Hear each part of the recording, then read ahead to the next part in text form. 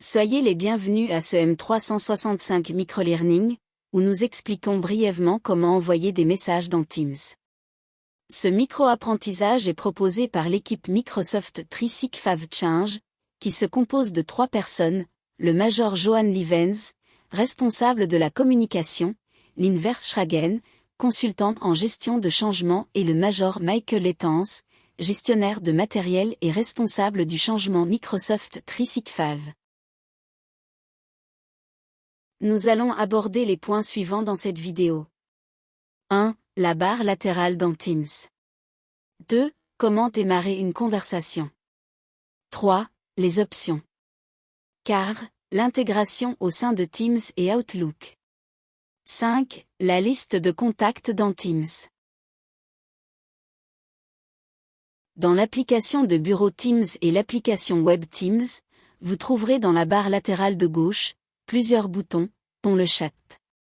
Vous pouvez y envoyer des messages à des personnes spécifiques, comme vous en avez l'habitude dans Skype for Business. Nous allons examiner de plus près ce que cela implique dans Teams. Pour commencer, les discussions dans Teams ne sont pas aussi intuitives que dans Skype for Business. Une fois que vous vous serez habitué à la nouvelle présentation, les nouvelles options de Teams pourront vous faciliter le travail. Pour commencer une nouvelle discussion, il suffit de cliquer sur l'icône en forme de crayon, et de choisir les contacts par leur nom. Si vous entrez plusieurs contacts, vous créerez immédiatement une discussion de groupe.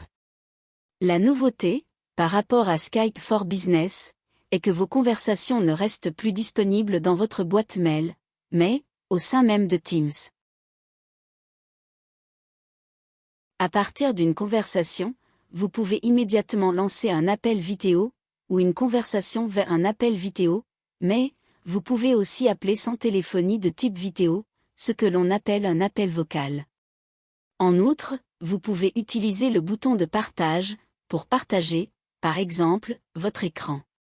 Enfin, vous pouvez facilement transformer une conversation personnelle, en conversation de groupe, en ajoutant d'autres contacts. Vous pouvez, aussi, facilement ajouter des réactions à un message, en passant la souris dessus, et, en choisissant un émoticône, comme dans d'autres applications. Tout en bas, vous pouvez ajuster les options de formatage de votre texte dans la conversation. En cliquant sur les 3 points dans une conversation, plusieurs options s'offrent à vous. 1. Vous pouvez ouvrir une discussion dans une fenêtre de discussion séparée, pour continuer à travailler facilement dans Teams. 2. Pour conserver une bonne organisation, vous disposez de plusieurs options. Vous pouvez par exemple marquer une discussion comme non lue. 3. Vous pouvez épingler une discussion pour qu'elle reste en haut de la liste. 4. Vous pouvez ajouter le contact à vos contacts favoris. 5. Vous pouvez mettre la discussion en sourdine, afin de ne pas recevoir de notifications. 6. Vous pouvez masquer la discussion, sans la supprimer. 7. Vous pouvez activer une notification, lorsque le contact devient disponible. N'oubliez pas que cette notification reste active, et que vous pouvez également la désactiver. 8. Vous pouvez supprimer la discussion. 9. Vous pouvez enfin quitter une discussion de groupe.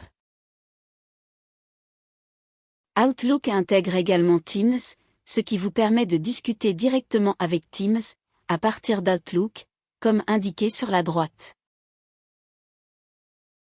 Vous pouvez, également, partager une discussion au sein de Teams par courrier électronique. Pour commencer tout de suite, il est important de créer une liste de contacts pour organiser vos contacts. Via chat, vous devez sélectionner des contacts en haut du sous-menu pour faire apparaître votre liste de contacts. Voici la vue des contacts, auxquels nous sommes si habitués au sein de Skype for Business, avec lesquels beaucoup d'entre nous ont vérifié la disponibilité des collègues avec Skype for Business. Malheureusement, la liste de Skype for Business ne peut pas être importée dans Teams.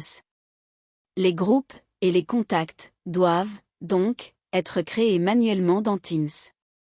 Cliquez sur Create a New Contact Group en bas, pour créer un nouveau groupe, dans votre liste de contacts. Ajoutez ensuite des personnes au groupe de favoris, déjà existant, ou, au groupe, nouvellement créé. Nous avons brièvement passé en revue dans cette vidéo. Comment démarrer une conversation et quelles sont les options dans une conversation Teams.